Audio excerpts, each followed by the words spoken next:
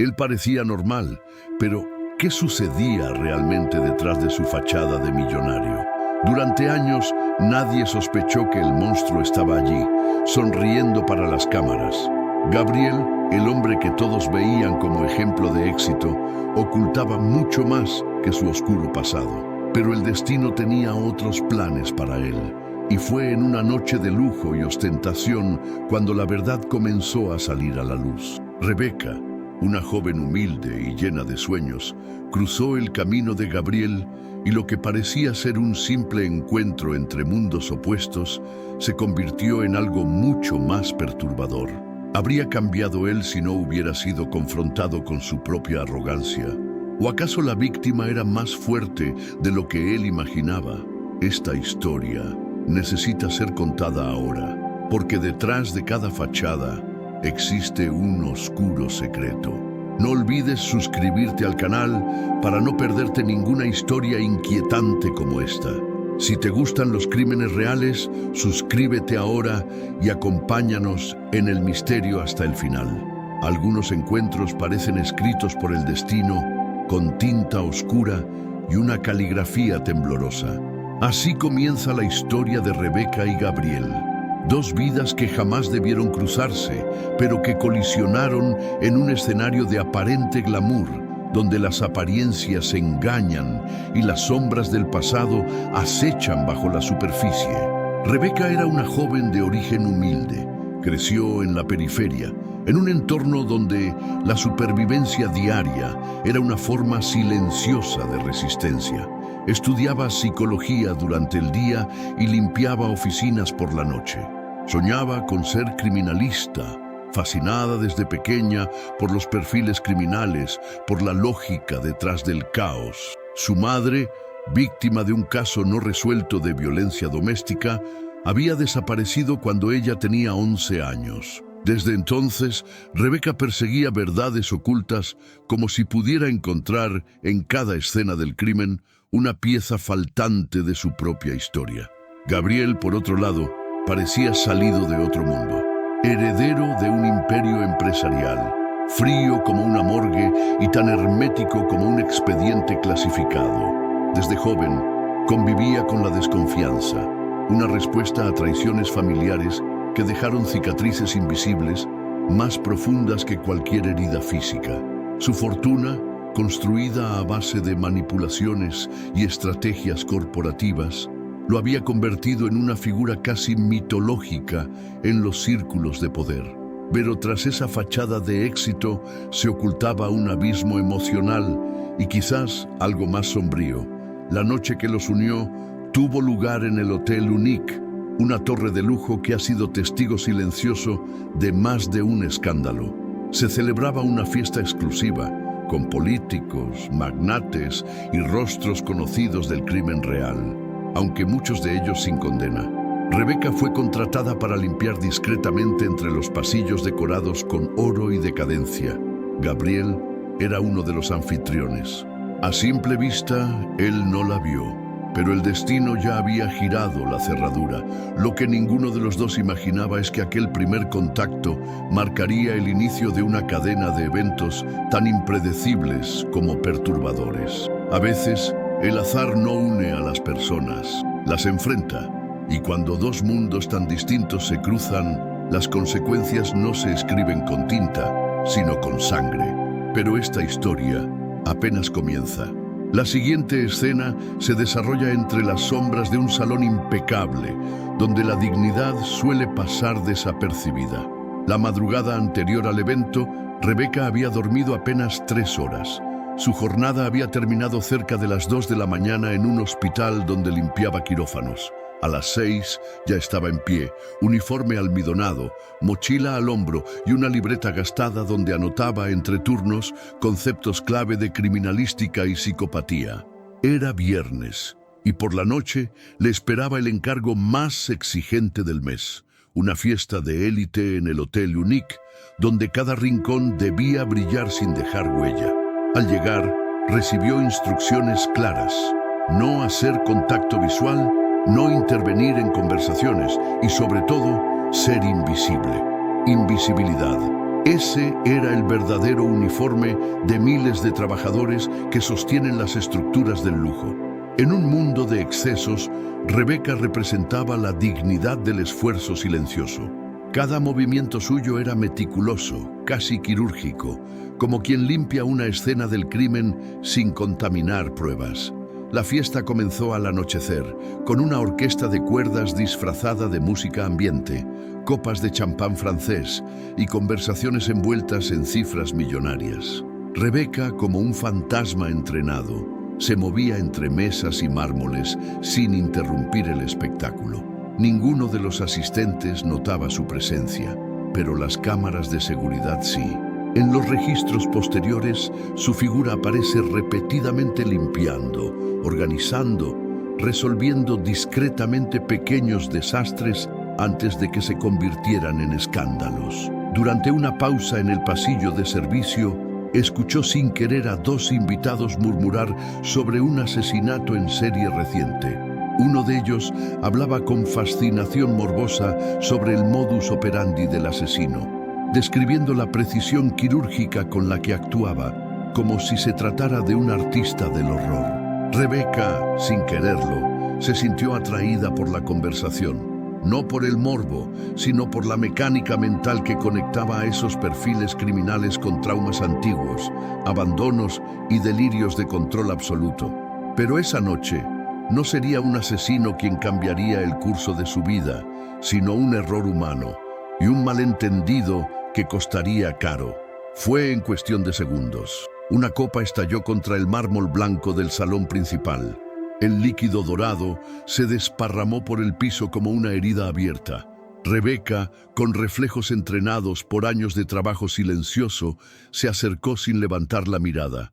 Su objetivo era limpiar rápido, dejar todo impecable y desaparecer antes de que alguien notara el accidente. Lo que no sabía es que ya había sido vista. Gabriel, desde el otro lado del salón, observaba el incidente con una mezcla de tedio y desconfianza. A su lado, un viejo socio, conocido por organizar fiestas con extras discretos para los invitados más exigentes, murmuró algo al oído. Señaló a Rebeca y dijo: «Esa es nueva, contratada solo para esta noche, discreta, pero complaciente». La frase, dicha sin verificar, activó en Gabriel una alarma distorsionada por años de traición y paranoia. Años de lidiar con manipulaciones lo habían vuelto hipervigilante y brutalmente impulsivo. Se acercó a Rebeca con pasos firmes, mirada gélida y palabras afiladas. No preguntó, supuso. Hizo comentarios insinuantes, envolviéndolos en un tono elegante pero venenoso. Habló de expectativas y discreción, dejando claro que creía que ella no estaba allí solo para limpiar. Cada palabra era una puñalada a la dignidad de Rebeca, que al principio no entendía el tono, hasta que comprendió. Rebeca se incorporó lentamente. La mirada temblaba, pero no de miedo, de furia contenida. Lo enfrentó con una voz firme, dolida y absolutamente clara. «No soy una acompañante. Soy estudiante, trabajo limpiando para pagar mis estudios. No estoy aquí para usted ni para nadie más». El salón pareció detenerse un instante. Gabriel, por primera vez en mucho tiempo, quedó sin palabras. El silencio era más ruidoso que la música de fondo, y en ese silencio, la humillación fue suya. Lo que Gabriel aún no sabía es que ese error no solo había dejado una mancha en la noche, había tocado una fibra profundamente personal de Rebeca. Ella conocía el desprecio, el juicio injusto, el estigma de clase, pero nunca imaginó ser confundida con parte del entretenimiento de un evento donde los millonarios se sentían intocables. La tensión podía cortarse con un bisturí. Gabriel, acostumbrado a tener el control absoluto en cualquier sala donde pisara, se encontró por primera vez reducido al silencio. Frente a él, una joven que había confundido con una pieza descartable del engranaje de lujo, lo miraba con la dignidad herida, pero intacta. Rebeca, todavía con el trapo en la mano, mantenía la postura erguida como si estuviera ante un juicio, y lo estaba, solo que el acusado era él. La humillación no fue pública, pero sí letal. Gabriel no era un hombre acostumbrado al error. Para él, cada movimiento tenía un cálculo detrás, cada palabra, una intención. Pero esa noche, sus instintos, afilados por años de negocios turbios y traiciones personales, lo traicionaron. No había leído a una criminal, había juzgado a una inocente, y en su mirada lo que encontró no fue miedo, sino desilusión. Una decepción que cortaba más hondo que cualquier insulto. Rebeca, aún conteniendo las lágrimas, se retiró del lugar sin mirar atrás. Lo hizo por el pasillo de servicio, donde ya había limpiado rastros de excesos ajenos, pero nunca los suyos. En ese momento, el evento de lujo le pareció una escena del crimen, llena de rostros que fingían, de risas que ocultaban secretos, de injusticias que nadie denunciaría. Para ella, la violencia no siempre tiene forma de puño o sangre. A veces se disfraza de palabras, de suposiciones, de clases sociales enfrentadas sin motivo. Gabriel quedó solo entre copas y murmullos, enfrentado a un espejo que ya no devolvía la imagen del hombre exitoso. Se sintió expuesto, como si toda su historia de traumas y frialdad empresarial hubiera sido desnudada por una simple frase. Y entonces comenzó a preguntarse, ¿por qué le había dolido tanto esa confrontación? ¿Por qué no podía dejar de pensar en la joven que lo enfrentó sin miedo, sin interés, sin sumisión? Esa madrugada, Gabriel no regresó a su penthouse habitual. En lugar de eso, se encerró en una de las salas de seguridad del hotel, exigiendo acceso inmediato a todas las grabaciones del evento. Los guardias, habituados a su carácter implacable, no hicieron preguntas. Lo vieron sentarse frente a las pantallas, solo, con el rostro tenso, los dedos crispados, y algo que no conocían en él, remordimiento. Durante horas, revisó una por una las imágenes del evento. En cada fotograma donde aparecía Rebeca, su comportamiento era irreprochable. La joven no hablaba con nadie, no se distraía, no hacía nada fuera de su deber. Su actitud era la de alguien entrenado en el arte de pasar desapercibida, no por conveniencia, sino por supervivencia. En una secuencia se la ve entregando a un niño perdido al personal del hotel. En otra, recogiendo un anillo de diamantes caído sin siquiera intentar quedárselo. Integridad pura, silenciosa, inquebrantable. Cada detalle era una prueba más de que Gabriel no solo se había equivocado, sino que había proyectado sobre ella su propia podredumbre. Había visto en Rebeca lo que temía ver en sí mismo, vulnerabilidad disfrazada de profesionalismo. Su mente, entrenada para armar perfiles criminales en las juntas corporativas, para detectar mentiras en gestos, voces, contratos, falló donde más importaba, en leer la verdad frente a sus ojos. Por primera vez en años sintió algo parecido al miedo, no al escándalo ni a la pérdida de imagen. Era un temor más íntimo, más corrosivo, el de haberse convertido en alguien incapaz de reconocer la humanidad en los demás. Recordó a su madre, una mujer de origen pobre que fue empleada doméstica en casas donde jamás la miraron a los ojos. Recordó su propio desprecio juvenil por esas figuras silenciosas que limpiaban su mundo, hasta que ya no estaban. El daño ya estaba hecho, pero algo en su interior exigía reparación, no por redención, no por orgullo, sino por una necesidad casi obsesiva de corregir lo que había quebrado. Como un detective frente a una pista ignorada, Gabriel no descansaría hasta entender y remediar. Decisión de reparar. La mañana siguiente no trajo alivio. Gabriel, con el rostro demacrado por la vigilia, ya había trazado un plan. Para un hombre acostumbrado a resolver problemas con llamadas y transferencias, este caso exigía algo más que dinero. Exigía rastrear a una persona real, con una historia real, fuera de sus registros corporativos. Por primera vez en mucho tiempo, no buscaba a un socio ni a un enemigo, buscaba a una víctima. Activó su red privada de asistentes y consultores. No mencionó nombres, solo una descripción precisa.